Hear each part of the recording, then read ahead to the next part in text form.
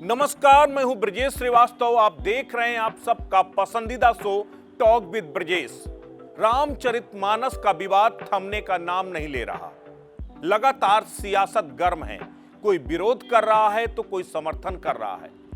लेकिन आज हम आपको इस रामचरितमानस से उपजे विवाद के पीछे की सियासत को समझाने की कोशिश करते हैं। याद कीजिए 90 का वो दशक, जब देश की सियासत में मंडल कमीशन आया, जब देश की सियासत में मंडल से कमंडल की सियासत बदलती हुई दिखाई दी। 91 में जब रामरथ में सवार होकर बीजेपी सत्ता में आई तो मंडल की सियासत कमंडल की सियासत में तब्दील हो गई। लेकिन उसके ठीक एक साल बाद कांशीराम और मुलायम सिंह यादव एक साथ मिलते हैं और सरकार बना लेते हैं और एक नारा तेजी के साथ गुंजायमान होता है, मिले मुलायम कांशीराम, हवा में उड़ गए जय श्री राम।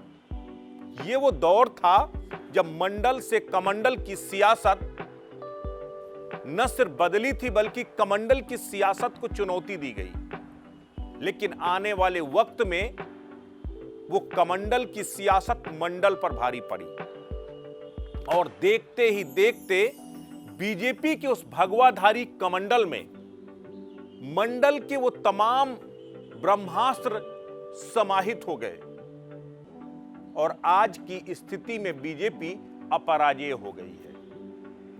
लेकिन 2024 के चुनाव से पहले एक बार फिर मंडल और कमंडल की राजनीति तेज हो गई है और इस बार कमंडल की राजनीति से मंडल की राजनीति की तरफ समाजवादी पार्टी ने एक बड़ा कदम बढ़ाया है और उसमें हथियार बनी है रामचरितमानस।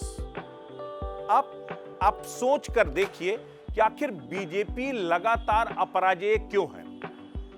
एक वक्त था जब बीजेपी के पास सिर्फ सवर्णों का वोट बैंक हुआ करता था और उस वक्त बीजेपी सत्ता से बाहर थी, चाहे केंद्र में हो या राज्य में हो।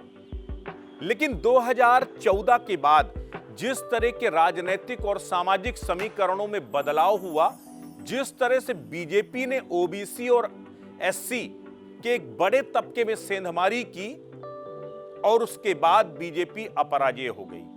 यानी बीजेपी के कमंडल में ओबीसी भी है, बीजेपी के कमंडल में एससी भी है, बीजेपी के कमंडल में आदिवासी भी है। इस कमंडल में जो इस गुलदस्ते में जितने भी फूल हैं, इस फूल ने कमल के फूल को खूब खिलाया।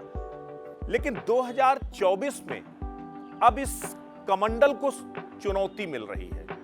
समाजवादी पार्टी के नेता स्वामी प्रसाद मौर्य बीएसपी से भाजपा होते हुए समाजवादी तक पहुंचे हैं। स्वामी प्रसाद मौर्य, उन्होंने अचानक एक बयान दिया, रामचरितमानस पर टिप्पणी की, विवादित टिप्पणी की और सीधे तौर पर कहा कि ये दलित, पिछड़ों और आदिवासियों के खिलाफ है रामचरितमानस।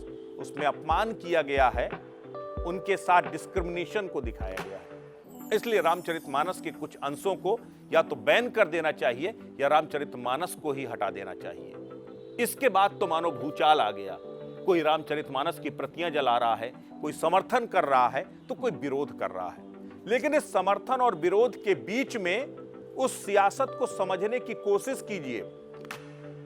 सबको मालूम है कि रामनामी पहन करके, राम राम जप करके आप बीजेपी का मुकाबला नहीं कर सकते, क्योंकि न चाहते हुए बीजेपी ने हिंदुत्व के इस पूरे बड़े वोट बैंक को पेटेंट कर लिया है। जो भी राम राम जपेगा वो बीजेपी का अनुकरण करता नजर आएगा। शायद इसीलिए राम के सापेक्ष ही रामचरितमानस का विरोध उस सियासत का एक बड़ा हिस्सा है। अब हम आपको इसको बताते हैं कैसे।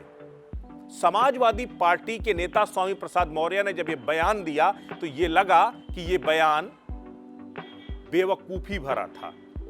ये बयान स्वामी प्रसाद मौर्य ने यूं ही दे दिया। लेकिन जिस तरीके से न सिर्फ स्वामी प्रसाद मौर्य अपने बयान पर कायम रहे, अखिलेश यादव ने अपरोक्ष रूप से उस बयान का समर्थन किया और खुद को और जो है अपनी पार्टी को और पिछड़ों और दलितों को शूद्र बता करके उन्होंने ये साफ कर दिया कि दरअसल ये पूरी ये बयान स्क्रिप्टेड था, ये बयान सोची समझी रणनीति का हिस्सा था।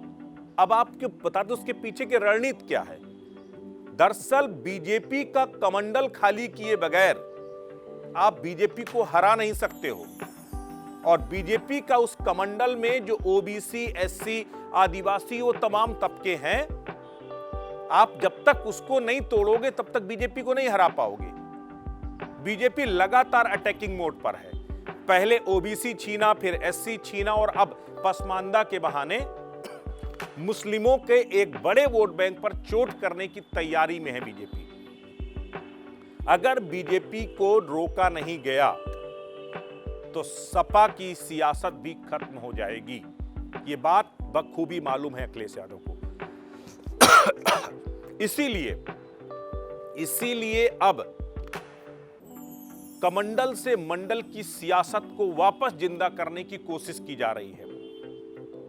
बीजेपी के उस हिंदुत्व की सियासत, हिंदुत्व के वोट बैंक के बीच में उस डिस्क्रिमिनेशन का जो है, उस भेदभाव का, उस ओबीसी, एससी, आदिवासियों को जो है हाशिए पर रखने के उन तमाम आरोपों को हवा दे करके समाज के उस बड़े तबके को बांटने का और उसे समाजवादी पार्टी के साथ जोड़ने का दरअसल ये जतन नजर आता है।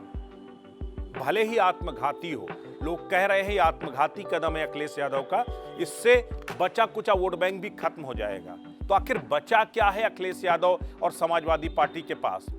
ओबीसी छिन गया, अनुसूचित जाति का वोट बैंक छिन गया, और अब मुस्लिमों का वोट बैंक छीनने की बारी है। अगर पलटवार नहीं करेंगे तो खत्म हो जाएंगे। इसीलिए अब अखिलेश यादव ने एक बड़ा सीक्रेट प्लान तैयार किया है। स्वामी प्रसाद मौर्य को आगे करके, जाति जनगणना के चिन्ह को बाहर निकाल के, रामचरितमानस में पिछड़ों, दलितों और आदिवासियों के साथ उस डिस्क्रिमिनेशन के मुद्दे को हवा दे करके समाज के उस बड़े तबके को मोबिलाइज करने की कोशिश की जा रही है, अपने पक्ष में जोड़ने की कोशिश की जा रही है। और अगर ऐसा हुआ तो यकीन मानिए बीजेपी को हराने का एकमात्र जरिया भी यही है, और बीजेपी इसी बात को लेकर बेचैन है, क्योंकि बीजेपी के हिंदुत्व के एजेंडे पर आप आगे बढ़ करके आप कामयाब नहीं हो सकते। बीजेपी को हिंदुत्व के एजेंडे को चुनौती देकर के ही आप कामयाब हो सकते हो, और सपा अब उसी लाइन पर चलती दिखाई दे रही है। ऐसे में आगे आने वाला वक्त किस करवट बैठेगा तो देखने वाली बात होगी, लेकिन बीजेपी के राम और अखिलेश के राम में अब द्वंद्व हो चला है, और बीजेपी के राम में रामचरितमानस है, तो अखिलेश के राम में रामचरितमानस के वो पात्र हैं जिन्हें उसमें हाशिए पर दिखाया गया है। और इस पूरी सियासत में मायावती भी बेचैन हो गई हैं, क्योंकि मायावती को लग रहा है कि कहीं ऐसा ना हो कि जो शूद्रों का मुद्दा उठा करके, रामचरितमानस को टारगेट करके, उस अनुसूचित जाति, उस दलित वोट बैंक के उस छोटे से अब तबके को जो बीएसपी के पास बचा उसे भी सपा छीन ले जाए। तो कहीं ना कहीं अखिलेश यादव की एक राजनीति ने इन सब को बेचैन कर दिया। अब 24 में क्या समीकरण बनेंगे और इसका कितना फायदा और कितना नुकसान अखिलेश यादव को मिलता है, ये तो देखने वाली बात होगी। लेकिन ये हथकंडा, ये रणनीति जिसने भी जो है सुझाई है, वो वाकई में काबिले तारीफ है समाजवादी पार्टी के लिहाज से। तो आपको हमारा विश्लेषण कैसा लगा, कृपया कमेंट करके जरूर बताएं, और लाइक और सब्सक्राइब जरूर करें। नमस्कार।